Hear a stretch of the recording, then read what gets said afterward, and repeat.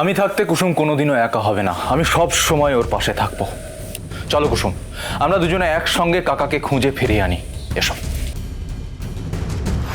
সত্যিটা জানার পরে আমি যদি রাগের মাথায় আয়ুষ বাবার গায়ে হাত তুলে থাকি, তাহলে তাহলে সত্যিটা জানার পরে কর্তামা কি করবেন? কর্তামার মন, বিশ্বাস দুটোই তো ভেঙে যাবে। হ্যাঁ, সবাই তো আমার দিকে আঙুল তুলবে। আমি তো এই পরিবারকে সেবা করে গেছি, সততার সঙ্গে সেবা করে গেছি। আমি তো অনুগত ছিলাম এই পরিবারের, তার কোনো মূল্য থাকবে না শুধু শুধু কুসুমের জন্য। ঠাকুর, ঠাকুর, আমার মান সম্মান আমার মেয়েটা ধুলোয় লুটিয়ে দিল গো। কি হবে এইভাবে বেঁচে থেকে? আমি তো কুসুমকে বিষ খাইয়ে মারতে পারিনি, কিন্তু এবার আমি নিজেকেই শেষ করে দেবো। মরে যাব আমি। শঙ্কর, তুমি মারা গেলেও তো তোমার মেয়েটা একা হয়ে যাবে। বড়বাবু, আমি একটা কথা আপনার কাছ থেকে জানতে চাই। বড়বাবু, আপনি তো জানতেন আয়ুষ বাবা আর কুসুম বিয়ে করে একটা অপরাধ করেছে, তারপরেও কি করে আপনি ওদের সঙ্গে ছিলেন? আর কর্তামার কাছে কিভাবে আপনি সব সত্যটা আপনি আড়াল করলেন? শঙ্কর, আমাদের সন্তানরা একে অপরকে ভালোবাসে, তাই তারা বিয়ে করেছে। বিয়ে করাটা তো কোনো পাপ নয়, কোনো অপরাধ নয়। বাবা হিসেবে তো আমাদের উচিত ওদের আশীর্বাদ করা। কেন ওদের আশীর্বাদ করবো আমি? ওরা যেটা করেছে সেটা অপরাধ, আর আপনিও জানেন এটা অপরাধ করেছে ওরা। সেই কারণে সবটা আপনি কর্তামার কাছে লুকিয়ে রেখেছিলেন। নাহলে আয়ুষ বাবার কুসুম যে বিয়ে করেছে এটা স্পষ্ট করে আপনি কর্তামাকে আজই বলে দিতেন, তাই না? বলিনি, তার কারণ ইন্দ্রাণীকে এইভাবে সবটা জানানো যাবে না। একটু সময় নিয়ে, একটু কায়দা করে জানাতে হবে, যাতে ইন্দ্রাণী কুসুমকে বাড়ির বউ হিসেবে মেনে নেয়। বাড়ির বউ? বাড়ির বউ ভালো বলেছেন বড়বাবু। কাজের মেয়ে হবে বাড়ির বউ। বড়বাবু, এ তো সোনার পাথর বাটি বড়বাবু। জানেন বড়বাবু, মন্দিরের সিঁড়ি তৈরি হয় পাথর দিয়ে, আর মন্দিরের ভেতরে যে বিগ্রহ থাকে সেটাও পাথর দিয়ে তৈরি হয়। কিন্তু দুটো পাথরে অনেক ফারাক, অনেক পার্থক্য। একটায় মানুষ পা রাখে, আরেকটায় মানুষ মাথা ছোঁয়ায়। আমাদের সন্তানদের মধ্যে এতটাই ফারাক বড়বাবু, এতটাই ফারাক।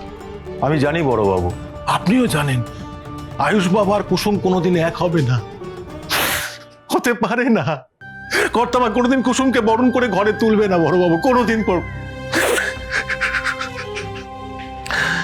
বড়বাবু, আপনার তো দু ছেলে, মেয়ের এই পরিণতি দেখে একটা বাপের বুকের ভিতর যে ঝড় বইছে এটা আপনি কোনোদিন বুঝতে পারবেন না। আমার মেয়ে শাশুড়ি শুধুমাত্র শাশুড়ি নয়, আমাদের সবার কর্তামা। আর কর্তামা কিচ্ছু না জেনে তার পছন্দ করা মেয়ের সঙ্গে আয়ুষ বাবার আবার বিয়ে দিতে চাইছে। আর আমি সবটা জেনেও কিচ্ছু করতে পারছি না বড়বাবু। এই সমস্যার সমাধান কি করলে সমস্যার সমাধান হবে বড়বাবু? আপনি বলে দিন বড়বাবু, আপনি বলে দিন না। সেটা তো আমিও জানি না। এই সমস্যার সমাধান করার ক্ষমতা আমার কাছে নেই। এত রাত হয়ে গেছে তো বাবা ফিরছে না কেন? বাবা গেলই বা কোথায়? পূজাদি, তুমি বাবাকে ফোনে পেলে? না গো কুসুম, ফোনটা তো সুইচ অফ বলছে। আমার মেয়ের বিয়েটা ভেঙে গেল, আমার মেয়ের কপালটা পুড়ে গেছে। সব দোষ আমার জন্য সব হয়েছে। সব আমার দোষ। আমি দায়ী। সব আমার জন্য।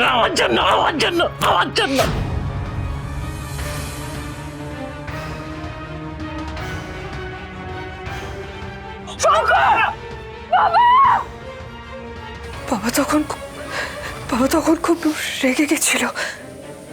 চোখের মাথায় আবার যদি উল্টো পাল্টা কিছু করে বসে, তাহলে আমি নিজেকে কোনোদিনও ক্ষমা করতে পারবো না। পূজাদি, তুমি বাবাকে ফোনের চেষ্টা করতে থাকো, আমি বাবাকে খুঁজে নিয়ে। কুসুম, এত রাতে তুমি একা কোথায় খুঁজবে? আমি থাকতে কুসুম কোনোদিনও একা হবে না, আমি সব সময় ওর পাশে থাকবো। চলো কুসুম, আমরা দুজনে একসঙ্গে কাকাকে খুঁজে ফিরিয়ে আনি। এসব তুই স্বপ্ন দেখেছিলি তোর মেয়ে তোর মেয়ে বউ হবে গাঙ্গুলি বাড়ির বউ হবে। বোকার মরণ, 7 জন্ম তোর মেয়ে গাঙ্গুলি বাড়ির বউ হবে না। তোর মেয়ে গাঙ্গুলি বাড়ির কাজের মেয়ে ছিল, আছে, আর চিরদিন থাকবে। কি থাকবে? কাজের মেয়ে। আর তুই কি থাকবি? গাঙ্গুলি বাড়ির ড্রাইভার। তুই গাড়ি চালাবি, জোর করবি, ইয়েস স্যার করবি। স্বপ্ন দেখবি না, স্বপ্ন দেখা শঙ্কর তোর বারণ। খাঁটি কথাটা এতদিনে বুঝলে কাকা? নিশ্চয়ই ওই নিজের মেয়েকে দিয়ে মালিকের ছেলেকে ফাঁসাতে গিয়েছিলে, খসিয়ে ল্যাংকেছো। হ্যাঁ, এখন ওই নেশা করে নাটক করছো। কি ভেবেছো কি কাকা? তোমার মতো ওই ভিখারিরা কি করে নিজের ছেলে মেয়েদের ওই বড়লোক ছেলেদের পিছনে লেলিয়ে দেয় সে কথা আমরা কেউ জানি না। এই কি বললি তুই? কি বললি? আমি আমার মেয়েকে বড় লোকের ছেলে পিছনে লেলিয়ে দিয়েছি? কোনো বাবা মা তার সন্তানকে কুশিক্ষা দেয় না, আমিও দিইনি। ওটা ফেলো বলছি, ঠিক হচ্ছে না কাকা, ওটা ফেলো। চলে যা বলছি, চলে যা এখান থেকে, নাহলে কিন্তু পেটে ঢুকিয়ে দেবো বলে দিচ্ছে।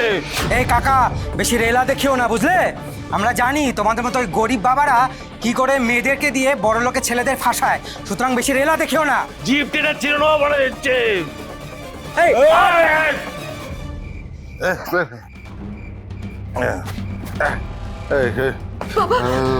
একটা মানুষ এখানে হ্যারাসড হচ্ছে আর আপনারা এখানে দাঁড়িয়ে দাঁড়িয়ে তামাশা দেখছেন। জানি এখান থেকে বেরোন। মাঝে কথা বলছে আমি নাকি আমার মেয়েকে আয়ুষ কোথায় রাখলাম?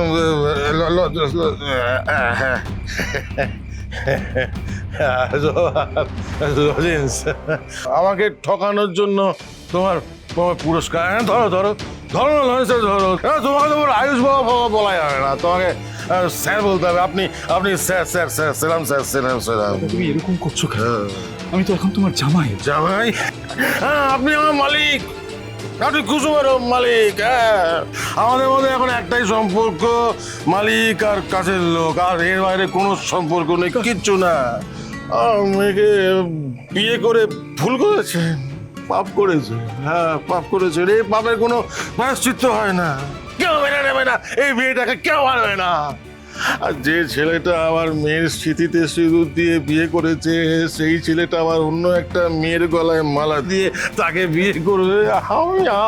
আমি তো সেটা দেখতে পারবো না। স্যার স্যার, আপনি একটা কাজ করুন স্যার, এটা ধরুন স্যার, আপনি আমার পেটে ঢুকিয়ে দিন। বাবা বাবা কি হলো? চোখ করলো বাবা। কাকার এই অবস্থার জন্য আমি দায়ী কুসুম, কিন্তু আর দেরি নয়। আমি মায়ের কাছে গিয়ে সমস্ত সত্যিটা বলে দেব। আমি কাকাকে এইভাবে কষ্ট পেতে দেখতে পারছি না কুসুম, আমি আর দেখতে পারছি না।